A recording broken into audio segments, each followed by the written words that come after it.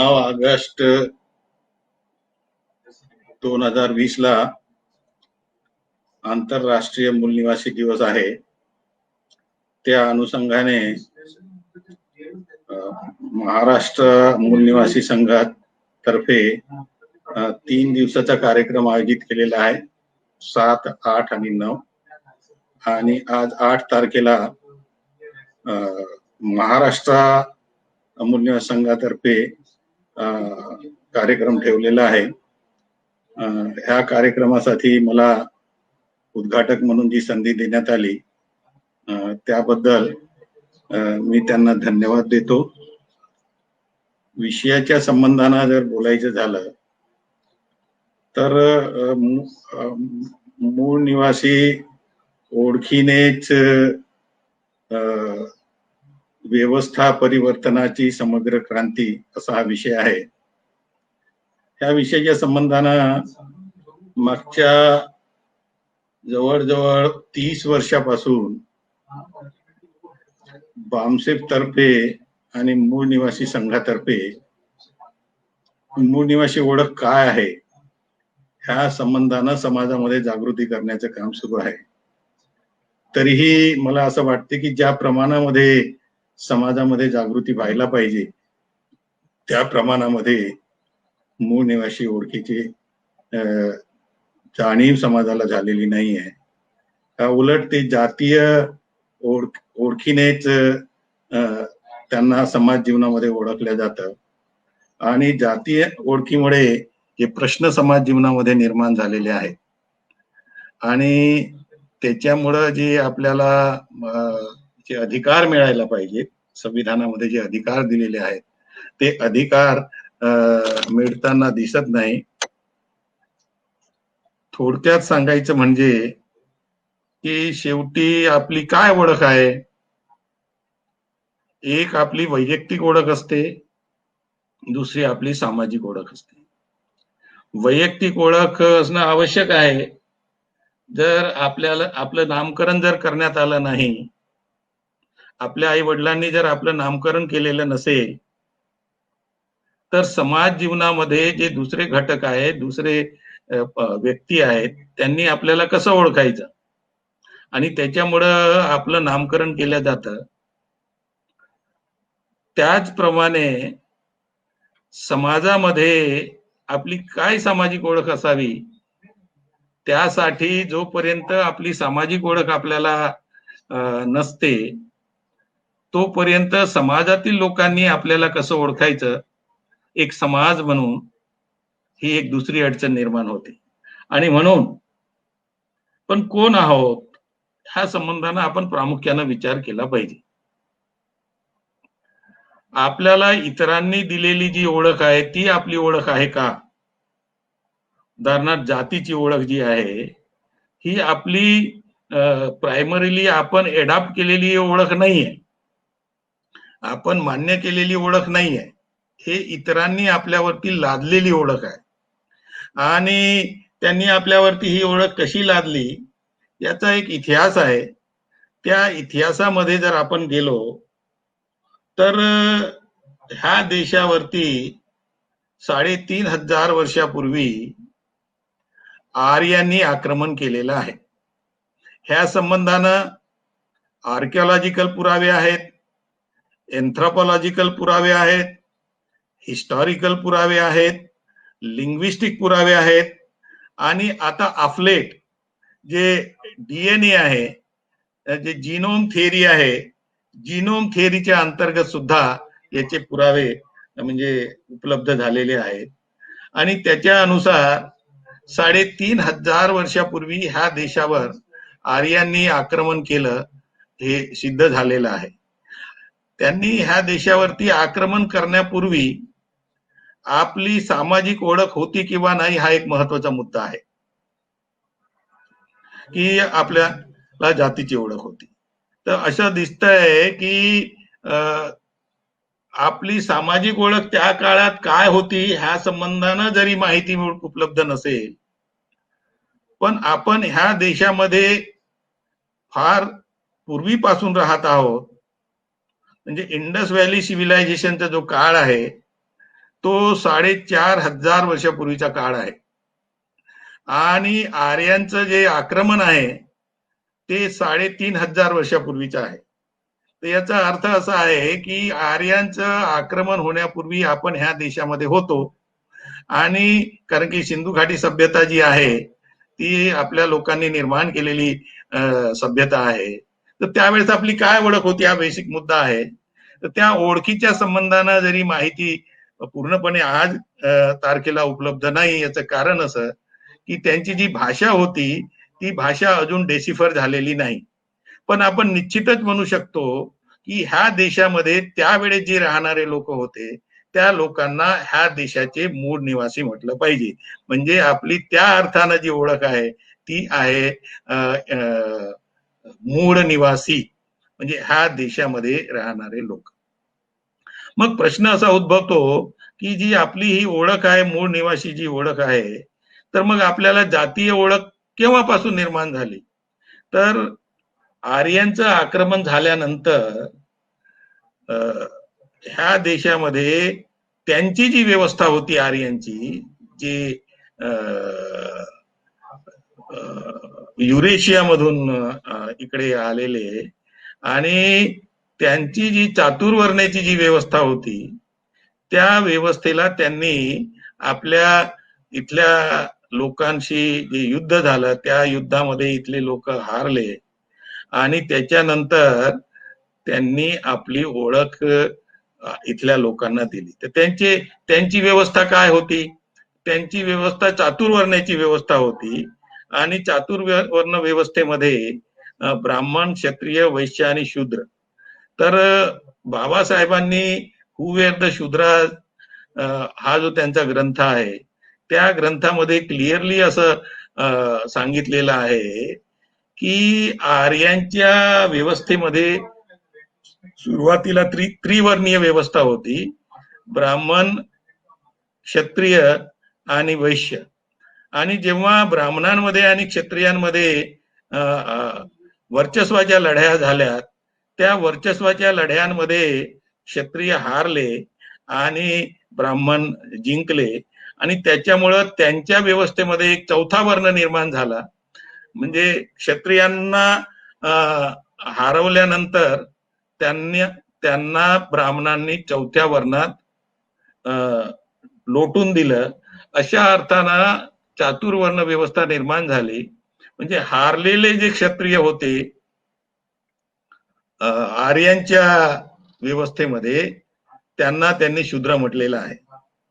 पण जेव्हा ते आपल्या देशामध्ये आले आणि आक्रमण आपल्या देशावरती केलं आणि पुन्हा ह्या देशातील लोकांना हरवल्यानंतर त्यांनी तीच ओळख जी त्यांनी त्यांच्या म्हणजे युरेशियामध्ये जे हारलेले लोक होते त्यांना जी शूद्र ओळख दिली होती तीच ओळख त्यांनी ह्या देशातील हारलेल्या लोकांना दिली.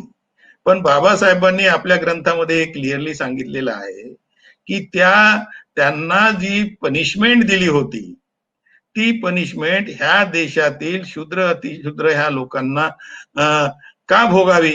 याचं कारण असं की आपण ह्या देशातले मूळ निवासी आहोत आणि ते जे शूद्र होते ते शूद्र आता कुठल्याही आपल्या देशामध्ये ते आढळत नाही. आपल्या देशामध्ये जर आढळत नाही तर मग त्यांना दिलेली जी पनिशमेंट आहे ती पनिशमेंट येथील मूळ निवासी लोकांना का भोगावी लागत आहे असा प्रश्न बाबासाहेबांनी हू वेअर द शूद्राज मध्ये निर्माण केला. मग प्रश्न असा होता की आपण जर ह्या देशामध्ये राहत होतो तर मग आपली काय ओळख? तर मी आधी सांगितल्याप्रमाणे मग आपण ह्या देशातील मूळ निवासी आहोत आणि ती जे चातुर्वर्ण्याच्या व्यवस्थेमध्ये जे शूद्र बनवले तेव्हा हे त्यांच्या लक्षात आलं की ह्या बाहेरून आलेले जे लोक असतात, अतिक्रमण करणारे जे लोक असतात ते लोक संख्येनं कमी असतात केव्हाही आणि जे ह्या देशातील लोक जे होते ते फार मोठ्या प्रमाणात होते आणि एवढ्या मोठ्या प्रमाणात लोक जे होते त्या लोकांना नियंत्रणात कसं करता येईल, त्यांच्यावरती ऍडमिनिस्ट्रेशन कसं करता येईल हा प्रश्न आर्यांचे जे ब्राह्मण क्षत्रिय ब्राह्मण जे होते त्यांना ही मोठी अडचण निर्माण होती. आणि म्हणून बाबासाहेबांनी जो दुसरा ग्रंथ लिहिलेला आहे, दी अनटचेबल्स, त्या ग्रंथामध्ये त्यांनी क्लिअरली म्हटलं आहे की मनुस्मृती जी आहे ती 185 BC नंतर, म्हणजे ती बनवण्यात आली, लिहिण्यात आली. तिचा काळ जो बाबासाहेबांनी जो उल्लेख केलेला आहे आपल्या ग्रंथामध्ये, तो 150 BCचा काळ आहे. कारण असं की 185 BC मध्ये जो अशोकाचा शेवटचा मौर्य साम्राज्य होता, सम्राट होता बृहद्रथ, त्याला 185 BC मध्ये त्याचा वध करण्यात आला पुष्यमित्र शुंगातर्फे. आणि नंतर पुष्यमित्र शुंगाने ह्या देशावरती राज्य करायला सुरुवात केलं. आणि नंतर त्यांनी सुमती भार्गवा नावाच्या ब्राह्मणाला ग्रंथ लिहायला सांगितला, ज्या ग्रंथाचं नाव मनुस्मृती आहे. आणि त्या ग्रंथामध्ये 4 वर्णाच्या नंतर चौथा वर्ण आणि ह्या देशातले जे आउटकास्ट लोक होते, अनटचेबल्स, त्या लोकांचा वर्गीकरण केलं आणि त्यांना 6000 जातीमध्ये विभाजित केलं. असं करण्याचा मागचा त्यांचा बेसिक उद्देश हा होता की हे जर एक संघ राहिले आणि यांची जर संख्या जास्त जर आहे तर कालांतरानं ते पुन्हा संघटित होतील, आणि संघटित होऊन जे बाहेरून आलेले जे लोक आहेत ब्राह्मण, ते कमी प्रमाणात असल्यामुळं पुन्हा आपलं राज्य ते वापस घेतील, अशी जी भीती आर्य ब्राह्मणांना होती. आणि त्याच्यामुळं मनुस्मृतीमध्ये जातीची कन्सेप्ट त्यांनी आणली आणि ह्या देशाला 6000 पेक्षा जास्त जातीमध्ये त्यांनी विभाजित केलं. आणि विभाजित करत असताना सुद्धा त्यांना वेगवेगळं ठेवून त्याच्यात एक क्रमिक असमानताचा जो सिद्धांत आहे त्यांचा, तो सिद्धांत त्याच्यात त्यांनी टाकला. आणि बाबासाहेबांनी आपल्या ग्रंथामध्ये त्याला ग्रेडेड इनइक्वॅलिटी असा शब्द वापरलेला आहे. म्हणजे त्यांना सगळ्यांना शूद्र किंवा अतिशूद्र म्हणून एकाच स्तरावर ठेवलं नाही, तर त्यांचं क्रमिक ग्रेडेड डिग्रेडेशन केल्यामुळं, क्रमिक असमानता केल्यामुळं काहींना वर ठेवलं, काहींना खाली ठेवलं. त्याच्यामुळे झालं हे. आणि ह्या क्रमिक असमानतेमुळे ह्या देशातील जे मूळ निवासी लोक होते, ज्यांना शूद्र आणि अतिशूद्र म्हणून त्यांनी ओळख दिली, ते लोक आपसात लढले. कशासाठी? तर सुप्रिमेसीसाठी. जसं ब्राह्मण आणि क्षत्रियामध्ये उच्च नीचतेचा भाव आहे, ब्राह्मण वर, त्याच्यानंतर क्षत्रिय, त्याच्यानंतर वैश्य, त्याच पद्धतीनं हा जो खालचा वर्ग जो आहे, ज्यांना त्यांनी शूद्र आणि अतिशूद्र म्हटलं, यांना जातीमध्ये विभाजित केल्यामुळं कुठली जात कुठल्या जातीच्या वर आहे आणि कोणती जात कोणत्या जातीच्या खाली आहे, अशा पद्धतीचं त्यांनी ग्रेडेड डिग्रेडेशन केल्यामुळं झालं हे की ह्या देशामधल्या ह्या समग्र जाती आपल्या वर्चस्वाची लढाई आपसात लढू लागले. म्हणजे तेली नाव्यापेक्षा मोठा, महांग महारापेक्षा मोठा, चांबा त्याच्यापेक्षा मोठा, वगैरे वगैरे अशा पद्धतीचं जे वर्गीकरण केलं, त्याच्यामुळं ते आपल्या सुप्रिमेसीसाठी आपसात लढत राहिले. त्याच्यामुळे झालं काय की जो त्यांचा खरा शत्रू आहे, ज्यांनी त्यांचं अशा पद्धतीनं वर्गीकरण करून त्यांचे जे अधिकार त्यांनी काढून घेतले, 3 प्रकारचे अधिकार त्यांनी काढून घेतले. ते अधिकार होते शिक्षणाचा अधिकार, संपत्तीचा अधिकार आणि शस्त्र धारण करण्याचा अधिकार. हे 3 अधिकार त्यांनी आधी काढले. हे मी सुरुवातीला तुम्हाला सांगायला पाहिजे होतं. हे 3 अधिकार काढले आणि म्हणजे हा एक कार्य त्यांनी केलं. आणि दुसरं, यांना भिन्न भिन्न जातीमध्ये विभाजित केलं. त्याच्यामुळे झालं काय की हे 3 अधिकार काढल्यानंतर तुमच्या एक गोष्ट लक्षात येईल की माणसाच्या उन्नतीसाठी ह्या तिन्ही गोष्टी अत्यंत महत्वाच्या आहेत. आणि हे 3 अधिकार काढले याचा अर्थही असा होता की हे तिन्ही अधिकार त्यापूर्वी आपल्याकडे होते आणि त्यामुळं हा देश फार उन्नत देश होता. मला सांगायला आवडेल की जे मौर्य साम्राज्याच्या काळामध्ये तुम्ही जर बघितलं तर त्याचा इतिहास असा आहे की ह्या देशाची जी जीडीपी आहे ती जगात सगळ्यात वर होती. म्हणजे 2500 वर्षापूर्वी तुम्ही मौर्य साम्राज्याचा इतिहास जर बघितला तर ह्या देशाची जीडीपी सगळ्यात जास्त होती. आणि अमेरिका सारखा देश ज्याची आज जीडीपी सगळ्यात जास्त आहे त्यांची जीडीपी सगळ्यात खाली होती. त्याचा अर्थ असा की ज्या देशामध्ये शिक्षणाचा अधिकार, संपत्तीचा अधिकार आणि शस्त्र धारण करण्याचा जो अधिकार होता तो काढून टाकल्यानंतर माणसाची कशी खालच्या स्तरावर आणि त्या त्या लोकांची कशी स्थिती खराब होते आणि खराब होऊन म्हणजे एक एक खालच्या स्थितीवर त्यांना जगावं लागते. तर हे 3 अधिकार अत्यंत महत्वाचे अधिकार आहेत. तर हे 3 अधिकार काढल्यामुळं आणि ह्या देशातील लोकांना जाती आधारे विभाजित केल्यामुळं आपली आज जी दयनीय स्थिती आहे त्याच्यात शेड्यूल कास्ट आहे, त्याच्यात शेड्यूल ट्राईब्स आहेत, त्याच्यात अदर बॅकवर्ड क्लासेसचे लोक आहेत आणि ह्यांच्यामधून वेळोवेळी जे भिन्न भिन्न धर्मामध्ये गेले किंवा ब्राह्मणांची जी बदमाशी होती त्यांना त्रासून त्यांनी यांच्या धर्मामध्ये राहण्याऐवजी आर्यांचा जो धर्म आहे तो वैदिक धर्म त्यांचा त्या काळापासून आहे. हा हिंदू धर्म वगैरे जो प्रकार आहे हा मागच्या 100-125 150 वर्षाच्या काळामध्ये हा दिसतो. कारण की जर तुम्ही महात्मा फुलेंच्या पुस्तकांचा जर रेफरन्स घेतला तर त्या ठिकाणी तुम्हाला हिंदू धर्म शब्दाचा उल्लेख आढळत नाही. त्याच्यात ब्राह्मण, क्षत्रिय, वैश्य, शूद्र असाच आढळतो. याचा अर्थ असा आहे की ही जी हिंदू धर्म म्हणून जी संकल्पना त्यांनी समोर आणली ही फार नवीन त्यांची संकल्पना आहे. त्यांचा ओरिजिनल जो धर्म आहे तो वैदिक धर्म आहे आणि वैदिक धर्म म्हणजे वेदाचं अध्ययन करणारे लोक, वेदांना मानणारे लोक ते वैदिक. तर ते आर्य लोक वेदांनाच मानत होते म्हणून त्यांचा तो धर्म वैदिक होता. सांगायचं तात्पर्य असं की ही जी परिस्थिती जी निर्माण झाली, आता ह्या परिस्थितीतून मार्ग काढायचा कसा हा त्याच्या आपल्या समोर सगळ्यात महत्वाचा मुद्दा आहे. तर तुम्हाला आपल्याला हे समजून घेतलं पाहिजे की आपला त्याला सही म्हणजे आपला खरा दुश्मन कोण आहे हे सर्वप्रथम जाणून घेतलं पाहिजे.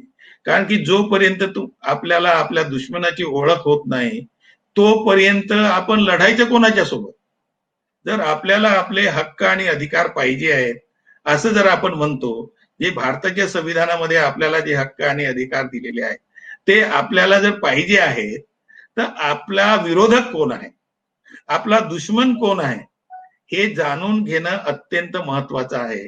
कारण की कुठल्याही लढाईमध्ये त्याचं जे प्रिन्सिपल आहे लढाईचं प्रिन्सिपल आहे की पहिलं प्रिन्सिपल आहे ते तुम्ही आयडेंटिफाय द एनिमी. तुम्हाला आपल्या दुश्मनाची ओळख असली पाहिजे. तुम्हाला जर आपल्या दुश्मनाची ओळख नसेल तर तुम्ही कोणाच्या सोबत लढणार. आणि म्हणून पहिलं प्रिन्सिपल आहे आयडेंटिफाय द एनिमी. दुसरं प्रिन्सिपल आहे लढाईचं आयसोलेट द एनिमी. याचं कारण असं की एनिमी आता हिंदू धर्माच्या नावावरती तो आपल्यामध्ये मिसळलेला आहे. कारण बहुसंख्य समाज हिंदू म्हणून जगतो आहे, तो त्यांचा धर्म नाही आहे पण तो हिंदू म्हणून जगतो आहे. आणि ब्राह्मण जो आहे, क्षत्रिय आहे, वैश्य आहे तो सुद्धा आज ह्या देशामध्ये हिंदू म्हणून जगतो आहे.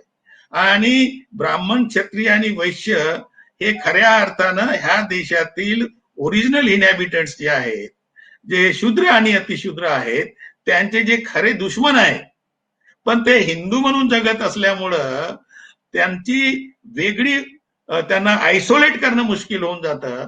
आणि म्हणून लढाईच्या तंत्राच्या अनुसार जसं पहिलं तंत्र मी तुम्हाला सांगितलं की आयडेंटिफाय द एनिमी, तर ते एनिमी आर्य ब्राह्मण आहेत, आर्य क्षत्रिय आहेत, आर्य वैश्य आहेत. हे त्यांचं आयडेंटिफिकेशन झालं. पण ते ह्या देशातील इतर जनतेमध्ये मिळून गेल्यामुळं, घालमेल झाल्यामुळं त्यांना आयसोलेट करणं आवश्यक आहे. जर आपण त्यांना आयसोलेट केलं नाही आणि आपण आपल्या अधिकाराची लढाई लढायला लागलो तर त्याच्यामध्ये एक धोका होण्याची संभावना आहे की आपण आपलेच जे लोक आहेत ज्यांना त्यांनी शेड्यूल कास्ट नंतरच्या काळात बनवलं, आता 1935 पासून किंवा 1932 पासून त्यांना शेड्यूल कास्ट बनवलं ते, किंवा शेड्यूल ट्राईब्स जे आहेत ते, आणि जे अदर बॅकवर्ड क्लासेसचे लोक जे आहेत तेही जे हिंदू म्हणून जगत आहेत ते, यांच्यामध्ये जर आपण त्यांना आयसोलेट केलं नाही तर हे आपसातच लढाईमध्ये आपसात मारल्या जाण्याची शक्यता आहे. आणि म्हणून आपले जे खरे एनिमी आहेत त्यांना आयसोलेट करणं आवश्यक आहे. म्हणजे पहिलं आयडेंटिफाय द एनिमी, दुसरं आयसोलेट द एनिमी, आणि मग खऱ्या अर्थानं आपली लढाई सुरू होते. तर मग आता यांचं आयडेंटिफिकेशन त्यांचं जर आपण असं केलं की ते आर्य क्षत्रिय आहेत, आर्य ब्राह्मण आहेत, आर्य वैश्य आहेत आणि आपण ह्या देशातले मूळ निवासी आहोत. तर जसंही आपण असं आयडेंटिफिकेशन करतो तर मग आपली लढाई बिलकुल क्लिअर होते की ह्या देशातील जे आर्य आहेत, जे 3,500 वर्षापूर्वी ह्या देशावर आक्रमण करून आपल्याला हरवल्यामुळं ते या देशात राहिलेले आहेत, आणि ते कमी आहे. कारण की बाहेरून आलेले जे कोणी लोक असतात ते कुठल्याही देशामध्ये किंवा कुठल्याही शहरामध्ये किंवा कुठल्याही गावामध्ये बाहेरून आलेले लोक नेहमी कमी असतात. आणि त्याच्यामुळे तुमच्या हे लक्षात येईल की ते फक्त ह्या देशामध्ये आपण ह्या सगळ्यांना एकत्र जर केलं तर ते 10 ते 15% आहे. आणि आपण ह्या देशातले जे मूळ निवासी आहोत त्यांना जे निरनिराळ्या जातीच्या ओळख देण्यात आली, हे आपण जवळजवळ 85 ते 90% लोक आपण ह्या देशामध्ये. मग असं असताना भारताच्या संविधानाच्या अनुसार जो राज्य पद्धती आहे, राजकीय पद्धत आहे, राज्यकारभार करण्याची पद्धत आहे, त्या देशातील लोक आपला राज्यकारभार करायचं ठरवत असतात.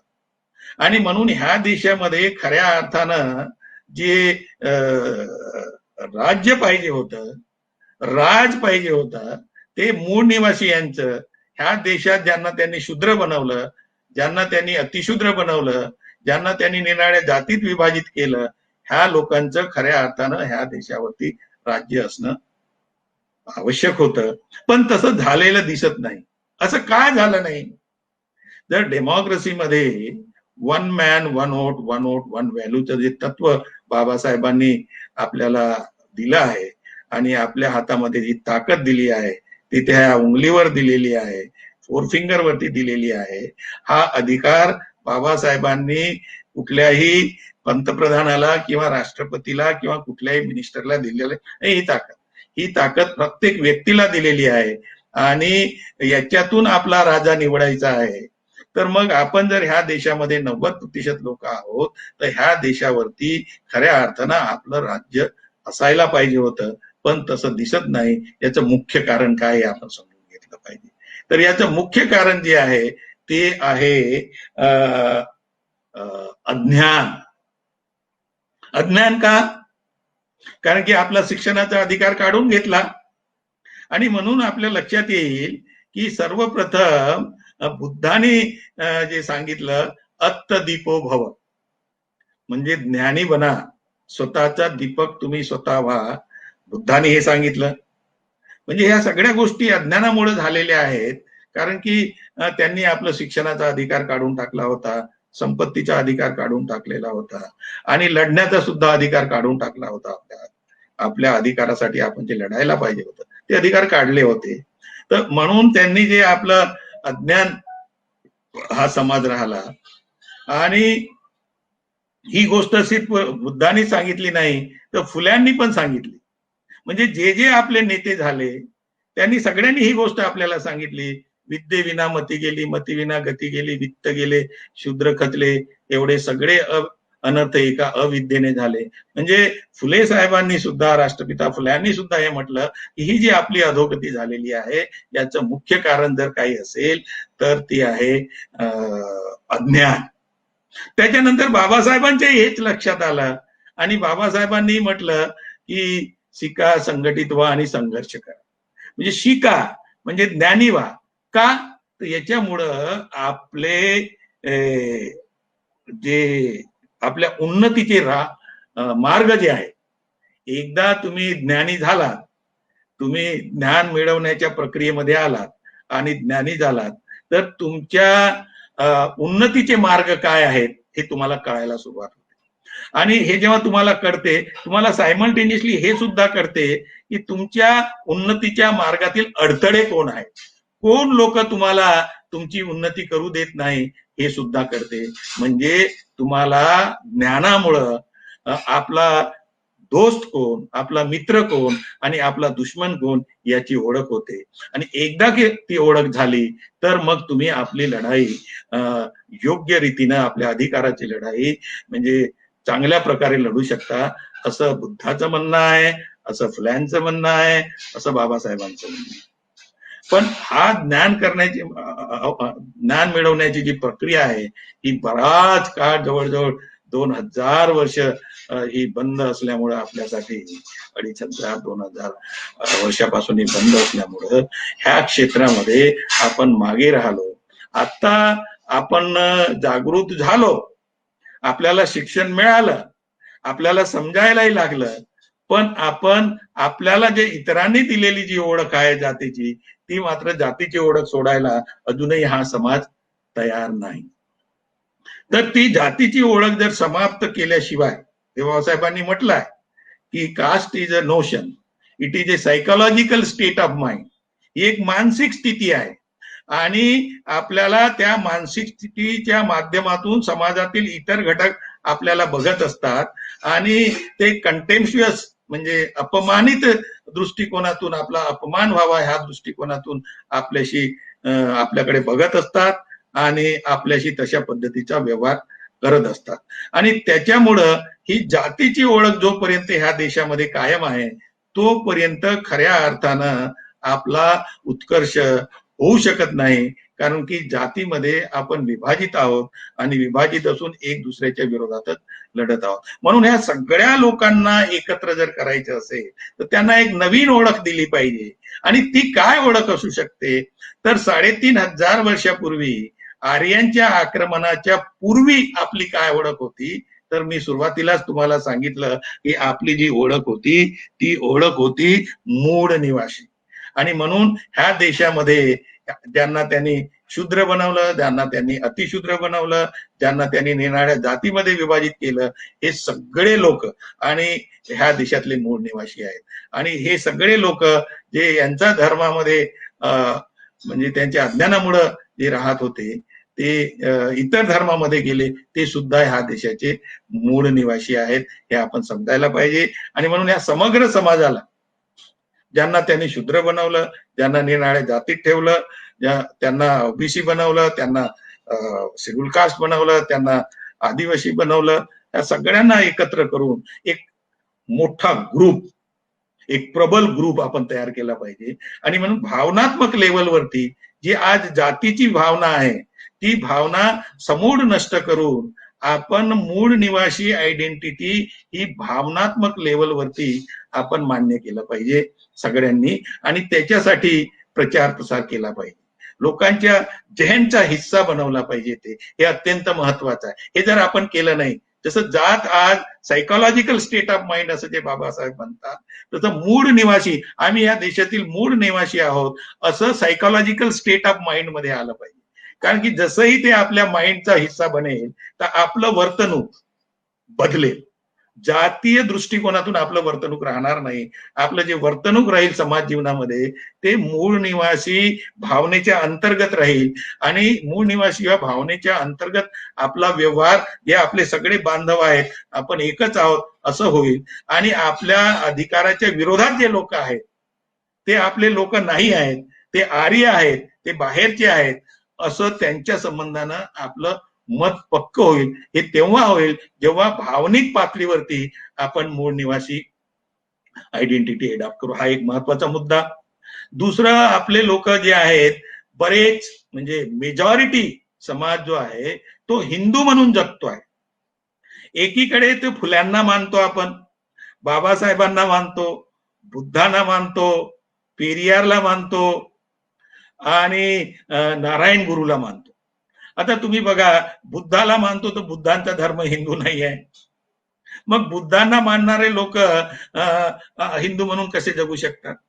अच्छा, बुद्धांचं सोडा, बुद्धांना महाराष्ट्राच्या संदर्भात जर बोलायचं झालं तर बाबासाहेबांनी जे अनटचेबल्स लोक होते त्यांना बौद्ध धर्माची दीक्षा दिल्यामुळं ते बुद्धिस्ट झाले आणि ते बौद्धाला मानतात, ते हिंदू धर्माला मानतात. पण जर ओबीसीचा फार मोठा वर्ग आहे म्हणजे मंडळ कमिशनच्या रिपोर्ट अनुसार तो ह्या देशामध्ये 52% आहे. हा जो वर्ग आहे तो राष्ट्रपिता फुल्यांना मानतो, असं तो म्हणतो की राष्ट्रपिता फुले आमचे आहेत, त्यांनी आमच्यासाठी कार्य केलं, बरोबर आहे. पण राष्ट्रपिता फुल्यांनी हिंदू धर्म नव्हता त्यांचा, त्यांनी हिंदू धर्माचा त्याग केला होता. बरेचसे लोक ह्या गोष्टीकडे दुर्लक्ष करतात. फुल्यांचा काय धर्म होता? त्यांनी धर्म परिवर्तन केलं बाबासाहेबांच्या अगोदर. त्यांनी सार्वजनिक सत्यधर्म घेतला, तो सत्यधर्म त्यांनी स्वतः निर्माण केला आणि त्यांनी हिंदू धर्माचा त्याग केला.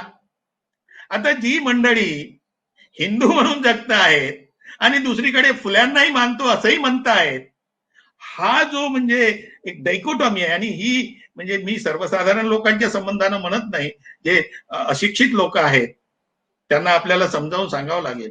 पण ओबीसी मधला फार मोठा असा एक वर्ग आहे की तो सुशिक्षित आहे, पण ऍट द सेम टाइम तो हिंदू म्हणून जगतोय आणि फुल्यांनाही मानतोय. ही गोष्ट होऊ शकत नाही.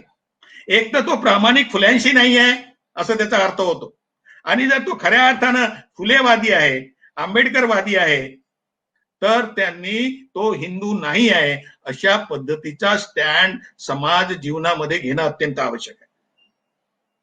कारण आहे हे सगळ्या गोष्टी ह्या देशामध्ये समग्र क्रांती करण्याच्या दृष्टिकोनातून महत्वाच्या आहेत. कारण की ज्या वेळेस बाबासाहेबांनी असं म्हटलं की अनटचेबल्स लोक जे आहेत, अस्पृश्य लोक हिंदू धर्माचा हिस्सा नाहीत, असं म्हटल्याबरोबर त्यांचे अधिकार त्यांना वेगळे मिळू शकतात. आणि सेल्फ डिटर्मिनेशनचा आज जगामध्ये सेल्फ डिटर्मिनेशनचा क्लॉज आहे. लोक जर असं म्हणायला लागले की तुम्ही जे आहात ते आम्ही नाही आहोत, म्हणजे आर्य ब्राह्मण किंवा क्षत्रिय, आर्य क्षत्रिय, आर्य वैश्य यांचा जो धर्म आहे, जो आधी वैदिक धर्म होता आणि जे आता हिंदू म्हणून जगतात, तर ते तुमचं आहे, आमचं नाही आहे असं म्हटल्याबरोबर आपण त्यांच्यापासून वेगळे होतो.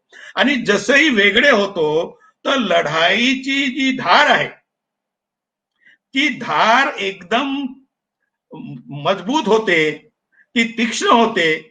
आणि म्हणून खऱ्या अर्थानं जर आपण फुल्याचे फॉलोअर आहोत असं जर म्हणत असू, जर फुल्यांनी हिंदू धर्म नाही आहोत, आम्ही हिंदू नाही आहोत, आम्ही सार्वजनिक सत्य धर्माचे फॉलोअर्स आहोत असं जर म्हटलं, हा एक भाग.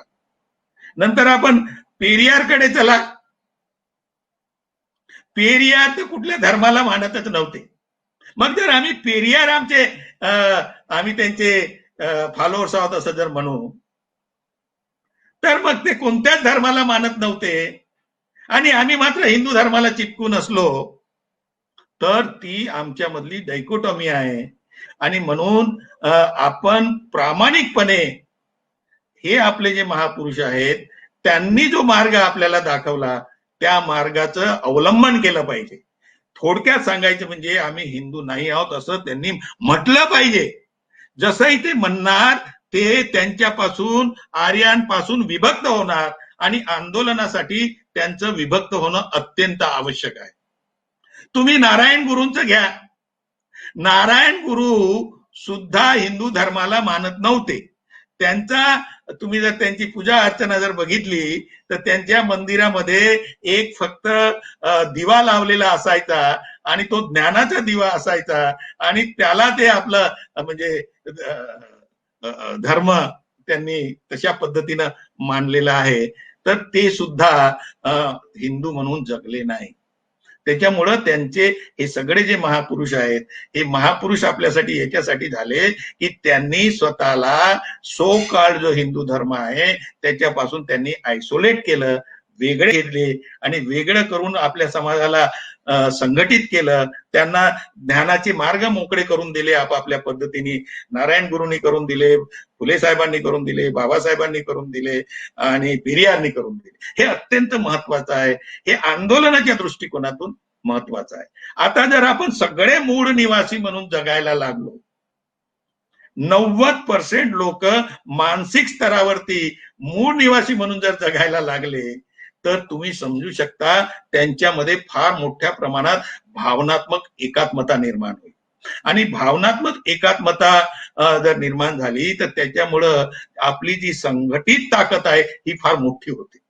आणि one man one vote one value हे जे तत्व आहे डेमोक्रेसीचं, ह्याच्यामध्ये आपली ऑर्गनायझेशनल पॉलिटिकल ताकद वाढते. पॉलिटिकल ताकद वाढणं अत्यंत आवश्यक आहे. कारण की ह्या देशामध्ये जर समग्र क्रांती करायचं आहे असं जर आपण म्हणतो, म्हणजे नेमकं काय करायचं आहे, नेमकं काय करायचं हे समजून घेतलं पाहिजे. समग्र क्रांती म्हणजे नेमकं काय?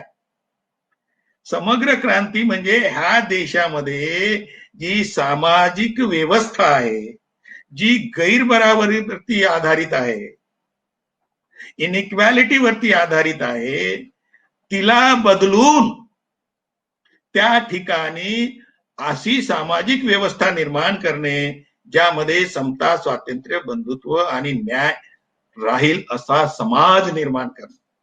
हा असा जो समाज निर्माण करायचा आहे, तर हा समाज लोकांमध्ये जागृती निर्माण करून करता येऊ शकतो.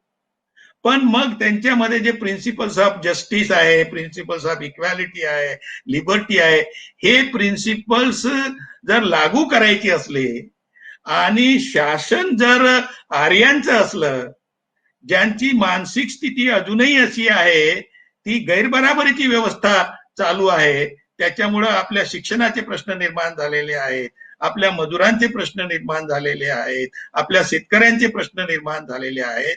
आणि ह्या देशामध्ये 1950 पासून भारतीय संविधान लागू झाल्यानंतर सुद्धा ते प्रश्न जसेच्या तसेच आहेत. आपल्याकडे बघण्याचा दृष्टिकोन गैरबराबरीचाच आहे. हे जर बदलून टाकायचं असेल आणि ह्या लोकांना बरोबरीचे अधिकार मिळाले पाहिजे, ह्या देशातील मजुरांना इक्वॅलिटीचे अधिकार मिळाले पाहिजे, त्यांचे जे लेबर चार्जेस आहेत त्यांना मिळाले पाहिजे, विद्यार्थ्यांना शिक्षण इतरांच्या बरोबर मिळालं पाहिजे, मजुरांना त्यांची मजुरी मिळायला पाहिजे, शेतकऱ्यांना ह्या देशातील संपत्तीमध्ये त्यांचा बरोबरीचा जो वाटा आहे तो त्यांना मिळायला पाहिजे. हे तोपर्यंत शक्य नाही आहे जोपर्यंत ह्या देशावरती ह्या लोकांचं राज्य येणार नाही. आणि म्हणजे ह्या देशामध्ये ह्या देशातील मूळ निवासियांचं जोपर्यंत ह्या देशामध्ये राज्य येणार नाही तोपर्यंत खऱ्या अर्थानं ह्या देशामध्ये इक्वॅलिटी, लिबर्टी, फ्रॅटर्निटी आणि जस्टिस ह्या लोकांसोबत होणार नाही. कारण जर त्या लोकांनी जर करायचं असतं, आर्य ब्राह्मणांनी जर हे करायचं असतं तर 70 वर्षाचा काळ फार मोठा होतो. पण त्यांना करायचंच नाहीये.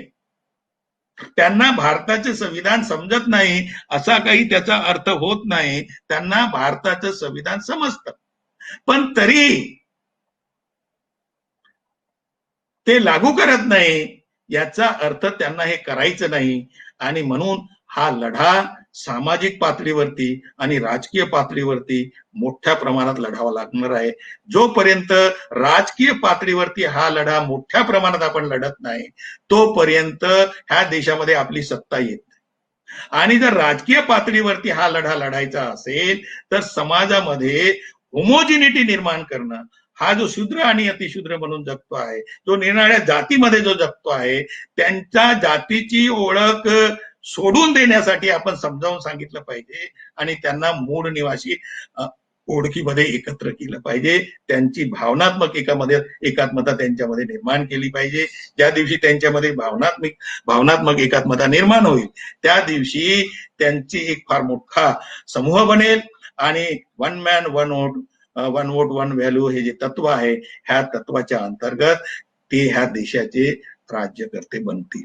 आणि एकदा जर ते राज्यकर्ते झाले तर बाबासाहेबांनी जे आपलं कॉन्स्टिट्युएंट असेंब्ली मधलं शेवटचं भाषण जे केलं होतं, जे 25 नोव्हेंबर 1949चं जे भाषण आहे ते अत्यंत महत्वाचं भाषण आहे की ज्यांच्या हातामध्ये राजकीय सत्ता येईल, पॉलिटिकल डेमोक्रेसीचा जर उपयोग सामाजिक आणि आर्थिक लोकशाही निर्माण करण्यासाठी जर केला नाही तर ह्या देशातील लोक जे ह्या व्यवस्थेमुळं दुर्लक्षित राहतील, ज्यांचं पिळवणूक होत राहील, ते लोक हा पॉलिटिकल डेमोक्रेसीचा डोलारा जो आहे उद्ध्वस्त करतील, असं जे बाबासाहेबांनी म्हटलं.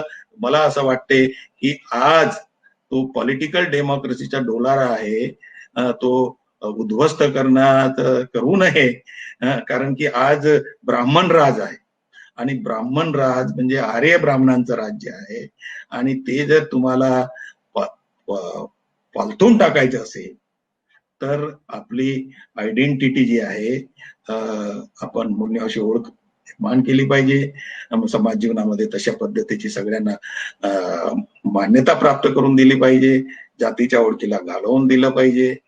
आणि याच्यासाठी जो महत्वाचा मुद्दा जो सांगितला आहे की हे जे पुस्तक आहे माझ्याकडे, हे पुस्तक आहे who we are and how we got here. हे डॉक्टर डेव्हिड रिचचं पुस्तक आहे आणि हे 2019चं पब्लिकेशन आहे आणि जिनोम थेअरीच्या आधारावरती त्यांनी हे सांगितलं आहे की आपण जे लोक आहोत, ह्या देशातले शेड्यूल कास्ट, ह्या देशातले शेड्यूल ट्राईब आणि ह्या देशातील अदर बॅकवर्ड क्लासेसचे लोक, आणि याच्यातून भिन्न भिन्न धर्मामध्ये आपण वेळोवेळी गेलो ब्राह्मणांच्या बदमाशीमुळं, ते सगळे ह्या देशातील मूळ निवासी आहेत आणि आर्य ब्राह्मण, आर्य क्षत्रिय, आर्य वैश्य हे बाहेरचे आहेत. ह्या पुस्तकामध्ये आवर्जून सांगितलं आहे. हा एक मुद्दा अत्यंत महत्वाचा आहे आणि तरच ह्या देशामध्ये समग्र क्रांती होऊ शकते. एक मुद्दा माझ्याकडून सुटण्याची शक्यता होती, तो मुद्दा असा की महाराष्ट्राच्या संदर्भात जर बोलायचं झालं तर ह्या महाराष्ट्रामध्ये काही असे म्हणजे लोक आहेत जे शेड्यूल ट्राईब्सचे लोक आहेत, ते असा प्रचार आणि प्रसार करत आहेत, ब्राह्मणांच्या सांगण्यावरून असा प्रचार आणि प्रसार करत आहेत की फक्त जे आदिवासी लोक जे आहेत, ते आदिवासी लोक ह्या देशातले मूळ निवासी आहेत आणि शेड्यूल कास्टचे लोक, अदर बॅकवर्ड क्लासेसचे लोक ह्या देशातले मूळ निवासी नाहीत, अशा पद्धतीचा प्रचार काही स्वतःला इंटलेक्च्युअल म्हणणारी शेड्यूल टाईपची लोक असा प्रचार महाराष्ट्रामध्ये करत आहेत. हा फार धोक्याचा प्रचार आहे. त्यांना हे सगळं समजून घेण्यासाठी त्यांनी जर दी अनटचेबल्स हे जर पुस्तक बाबासाहेबांचं वाचलं तर जर प्रिमिटिव्ह सोसायटी पासून बाबासाहेबांनी त्याचा अभ्यास केलेला आहे आणि आपण सगळे आज जो ओबीसीचे लोक म्हणून जे निराळ्या क्लानचे लोक आहेत, त्याला मराठीमध्ये काय शब्द आहे माहित नाही, मला आठवत नाही, पण क्लॅन सोसायटी होती, कबिला सिस्टम जशी आपल्या दुबई साईडला, दुबई किंवा हा जो भाग आहे तिकडे जी कबिला व्यवस्था होती, तशीच प्रिमिटिव्ह सोसायटीमध्ये कबिलाईनं लोक राहत होते, निराळ्या क्लॅसचे लोक वेगवेगळे राहत होते, पण ते इथेच राहत होते. आणि ह्याच्यातले जे शेड्यूल कास्ट आणि ओबीसीचे लोक आहेत ते त्यांना त्यांचं संस्कृतायझेशन केल्यामुळं आणि संस्कृतायझेशन करून त्यांनी जातीची ओळख मान्य करून घेतली, ते तो एक मोठा वेगळा इतिहास आहे. ते कोणी अशी ओळख आपली स्वतः बदलत नाही. जसं माझं नाव भीमराव आहे तर मला कोणी म्हटलं की तुझं नाव उमराव आहे तर मी इमिडिएटली काही उमराव होत नाही, मी भीमरावच राहतो. तसंच आपण जे ह्या देशातले मूळ निवासी होतो हे आपल्यावरती जबरदस्तीनं लादण्यात आलेल्या ओळख आहेत. तर हा जो म्हणजे शेड्यूल ट्राईब मधला एक वर्ग आहे तो जो चुकीचा प्रचार करत आहे की फक्त आदिवासी लोक ह्या देशातले मूळ निवासी आहेत आणि बाकीचे लोक बाहेरचे आहेत, हे चूक आहे. आपण शेड्यूल कास्ट, ज्यांना त्यांनी शेड्यूल कास्ट बनवलं, ज्यांना त्यांनी अदर बॅकवर्ड क्लासेस बनवलं, ज्यांना त्यांनी शेड्यूल ट्राईब म्हटलं, हे आणि याच्यातून जे आपण भिन्न भिन्न धर्म, हे आपण सगळे ह्या देशातील ओरिजिनल इनहॅबिटंट्स आहोत. आणि हे डीएनएची जे थिअरी आहे, ज्याला जिनोम थिअरी म्हणतात, त्या जिनोम थिअरीच्या आधारे हे प्रूव्ह झालेलं आहे आणि त्याच्यामुळं आता सायंटिफिक जे शस्त्र आहे ते आपल्या हातात आहे आणि ते ह्या पुस्तकामध्ये दिलेलं आहे. याचा आपण अभ्यास केला पाहिजे आणि तरच आपण सगळे मूळ निवासी म्हणून एकत्र येऊ शकतो आणि भावनात्मक लेवलवरती येऊ शकतो. त्याच्यामुळे आपली ताकद वाढू शकते आणि त्या ताकदीचा उपयोग आपण संघटितरित्या जर केला तर ह्या देशातील सत्ता आपल्या हातात येऊ शकते. आणि एकदा जर आपल्या हातामध्ये आपण सत्ता घेतली तर मग बाबासाहेबांनी भारताच्या संविधानामध्ये जे लिहून ठेवलेलं आहे की राजकीय डेमोक्रेसी जी आहे, राजकीय लोकशाही आहे, त्या लोकशाहीचा उपयोग आपण खऱ्या अर्थानं सामाजिक आणि आर्थिक लोकशाही निर्माण करण्यासाठी करू शकतो. अन्यथा आणि तेव्हाच ह्या देशामध्ये समग्र क्रांती झालेली असेल. मला असं वाटतंय की मी आपला बराच वेळ घेतलेला आहे आणि फार कमी वेळ बाकीचे जे अध्यक्षीय भाषण पण होणार आहे आणि इतर मॅडम पण बोलणार आहेत, उबर साहेब पण बोलणार आहेत. तर एवढं बोलून मी माझं भाषण संपवतो. जय भीम, जय मूल निवासी.